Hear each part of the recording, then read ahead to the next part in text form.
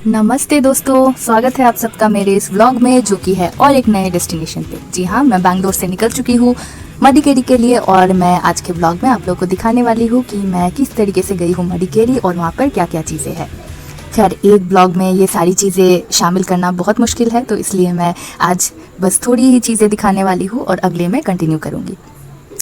तो मडिकेरी बसा है साउथ इंडिया के कर्नाटका स्टेट में, जहाँ की ये एक बहुत बड़ी हिल स्टेशन है और ये चारों तरफ से घिरा हुआ है वेस्टर्न घाट से। जी हाँ, ये कोडागु डिस्ट्रिक्ट में है, जहाँ पर कोडावा जनजाति के लोग रहते हैं। और अगर मैं कुर्ग की बात करूँ तो वो 3 तालुका में विभाजित किया गया है। उसमें से सबसे अहम है मडिकेरी, जो कि उस डिस्ट्रिक्ट टाउन का नाम भी है। साथ ही साथ वहाँ पर है विराजपेट और सोमवारपेट।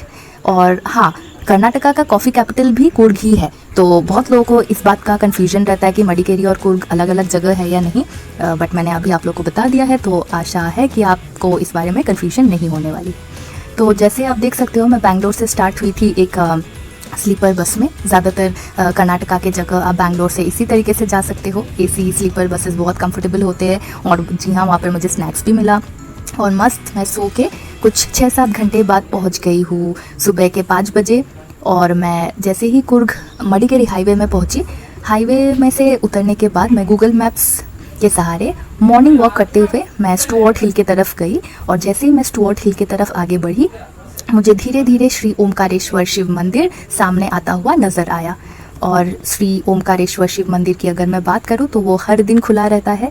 और क्योंकि मैं एक वीकेंड को गई थी तो मेरे लिए बहुत आसान पड़ा कि वो ज़्यादा टाइम नहीं लगा और मैं आराम से धीरे धीरे मॉर्निंग वॉक करते हुए जा रही थी, क्योंकि मुझे समय का पता था। मैं 5 बजे सुबह पहुंची थी और मंदिर खुलता है 6:30 बजे सुबह को।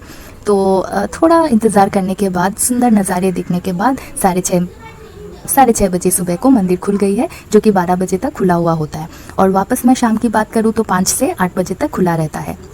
श्री ओमकारेश्वर शिव मंदिर की अगर मैं बात करूं तो वो बहुत ही खूबसूरत है। और क्योंकि वहाँ पर एक भी इंसान नहीं था, एक आध बुज़ुर्ग लोग वहाँ पर मॉर्निंग वॉक कर रहे थे, तो मुझे और भी अच्छा लगा कि मैं ये पूरा शिव मंदिर सिर्फ मैं ही हूँ वहाँ पर। तो वो सोच के मुझे बहुत अच्छा लगा। और वहाँ पर मैंने सूर्योदय यानी कि सनराइज़ होते हुए देखा और मैं कुंड के सामने बैठकर काफ़ी समय बिताई।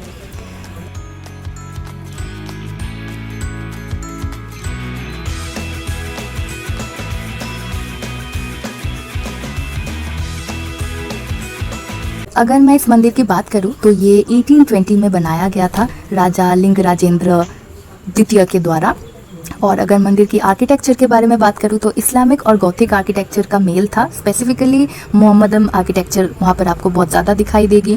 तो उन सब चीज़ों का मैं आनंद उठाते हुए वो जगह घूमी और कुंड के चारों तरफ भी प्रदक्षिण की।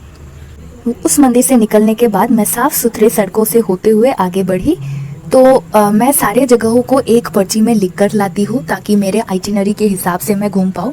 इसी बीच अगर मैं वहाँ के लोकल लोगों से कुछ और जानकारी हासिल करती हूँ तो उस हिसाब से मैं अपने प्लान को चेंज भी करती हूँ। पर इस बार क्योंकि कोई भी इंसान नहीं था रास्ते में और उस दिन आसमान भी बहुत ही अच्छा लग रहा था। नीले आसमान के नीचे इतने खूबसूरत फूल थे।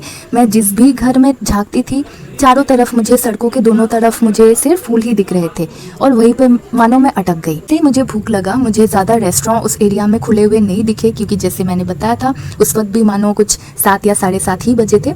फिर मैं चली गई एक कोडावा महिला के छोटे से रेस्टोरेंट पे। लोकल से खाने की मज़ा ही कुछ और है। तो उन्होंने मुझे उसी वक्त पूजा करने के बाद साफ़ सुथरा करके खाना बना के परोसा। मुझे उनका एक ऑथेंटिक ब्रेकफास्ट मुझे दिया था नीर डोसा के साथ। कुछ एक कुर्ग की फेमस सब्ज़ी थी जो खा के मुझे बहुत अच्छा लगा।